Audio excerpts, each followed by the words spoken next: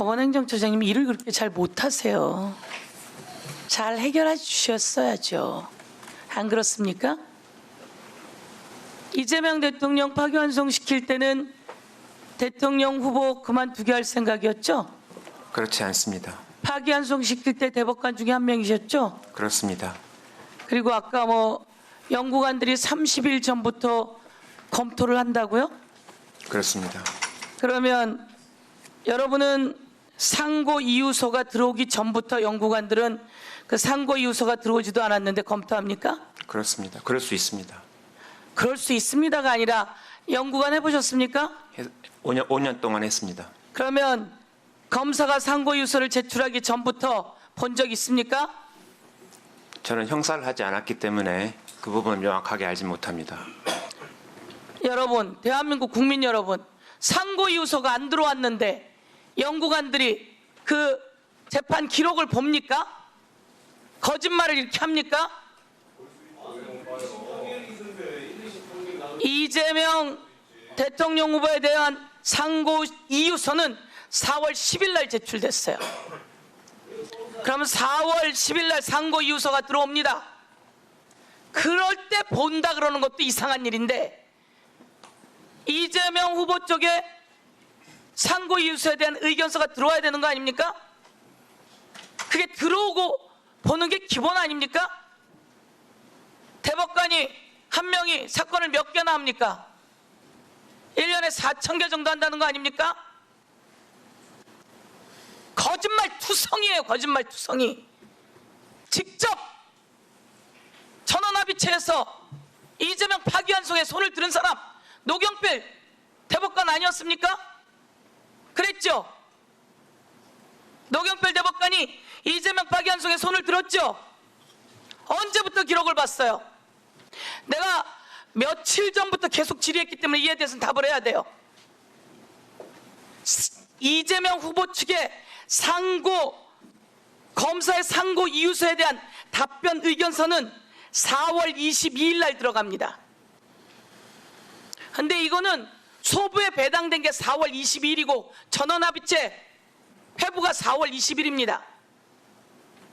그리고 4월 22일에 답변이 이재명 후보의 답변이 들어갑니다. 법원행정처장님, 아니 우리 헌법재판소 사무처장님, 네. 4월 22일에 이재명 후보의 답변서가 들어갑니다. 의견서가. 그런데 4월 24일에 법원 전원합의체에서 표결을 하고 이재명 파기환송을 결정합니다. 이게 있을 수 있는 일입니까? 소부에 배당된 게 4월 22일입니다. 그날로 전원합의체로 끌어올립니다. 4월 22일에. 이재명 쪽에 의견서가 들어간 게 4월 22일입니다. 띄워줄 수 있으면 띄워보세요. 그런데 4월 24일 날 표결을 해버립니다. 지연된 정의는 정의가 아니라며. 이거 완전히 법 위반 아닙니까? 종이 기록으로 보게 되어 있어요. 전자기록으로 봤으면 노경필 법원행정처장님 로그인 기록 보여줄 수 있습니까? 로그인 기록 보여줄 수 있어요? 로그인 기록 보여줄 수 있어요? 당시의 기록을 미리 봤다면서요. 전자문서로. 로그인 기록 보여줄 수 있어요? 바로 지난 업무보고에서 노경필 법원행정처장은 저에게 종이 기록으로 봅니다 라고 답변했어요. 아시겠어요? 여러분은 전자문서로 보는 것은 법이 2025년 10월에 시행되는 거예요. 이렇게 이재명을 파기환송시켜 놓고 이재명을 대통령으로 인정하지 않고 그리고 윤석열의 내란의 밤 여러분은 다 모여서 회의를 했고 그리고 이 법원의 재판 과정을 계엄 사령부로 넘기려고 했고 그리고 직위원을 통해서 윤석열을 풀어줬고 그리고 이재명 대통령이 되지 못하게 파기환송을 시켰는데도 이재명은 대통령이 되었고 한덕수를 시켜주려고 애를 썼고 그러나 국민의힘에서는 한덕수를 대통령 후보로 옹립하지 못했고 그 과정에서 어떤 조직적인 은폐가 있었는지 우리는 다 밝혀내야 합니다. 그 과정 속에서 이재명 대통령이 되었는데 여러분은 김건희 무죄 주고 있고 이상민, 한덕수 15년 9년 받았는데 그거 전원합의체로 끌어올려서 또 이재명 때처럼 또 이들을 풀어줄 결심을 하고 있고, 그리고 도저히 이재명이 임명하는 대법관은 인정하지 못하겠다. 이게 조이대 생각 아닙니까? 도저히 이재명 대통령이 임명하는 대법관은 주지 못하겠다. 그리고 제청하지 않고 직무를 유기하고 이제 와서 협의도 안 하고 이름 어제 처음 내놓은 사람을 그전엔 다른 사람으로 이야기를 했겠죠.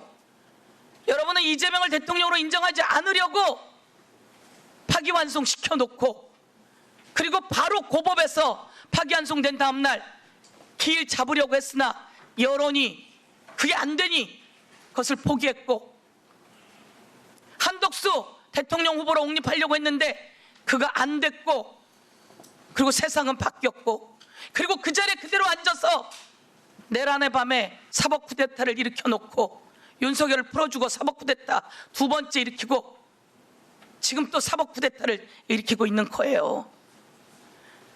이재명 파기환송, 이재명을 지키려고요? 아니에요.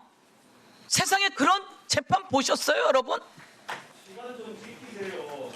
노경필 법원행정처장님, 그런 재판 해본 적 있어요? 있습니까, 없습니까? 그런 재판 해본 적 있어요, 없어요? 그런 재판이 어떤 재판을 말씀하시는 겁니까? 이틀 만에 표결하고 4월 22일 배당되고, 그런데 그 전부터 기록 봤다 그러고 종이 기록으로 보는데 전자 기록으로 보지도 않고 로그인 기록도 내놓지도 못하고, 이재명 후보 측의 의견서가 4월 22일 날 들어왔는데 4월 24일 날 표결해서 끝내고 5월 1일 날은 여러분은 발표만 했을 뿐이에요. 4월 24일에 여러분은 표결 끝냈어요. 전원합의체로 올라오고 바로 표결했죠? 당사자니까 아실 거 아닙니까? 충분한 논의를 거쳤습니다. 며칠이나 논의했습니까? 전원합의는 2번 했던 걸로 기억이 납니다. 그렇습니다. 4월 22일 날 전원합의로 끌어올린 한 거로 두 번째 4월 24일. 뭘 충분히 논의합니까? 대한민국의 대통령 후보 자리인데 그게 충분한 겁니까? 그거 충분하게 논의한 겁니까?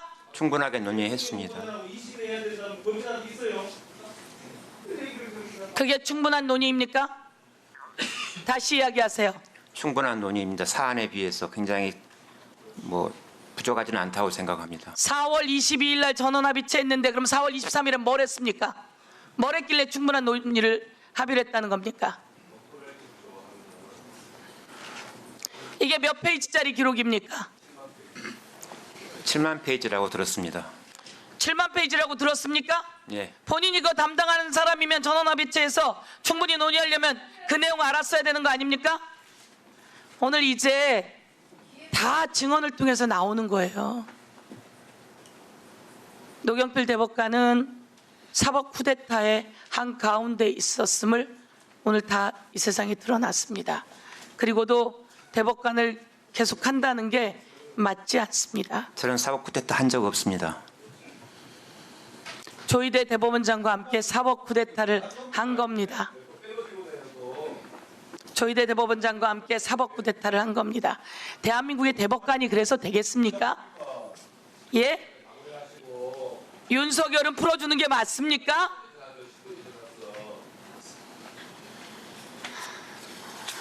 재판한 적이 없는데 무슨 그만 불러하는데 왜 또 그냥 그러기만 좀 답에 있어. 그만하시게. 자, 보충 질의를 마치도록 하겠는데요. 제가 보기에는 가장 양심적이지 못한 것 같아요. 그래서 다시 한번 지적합니다.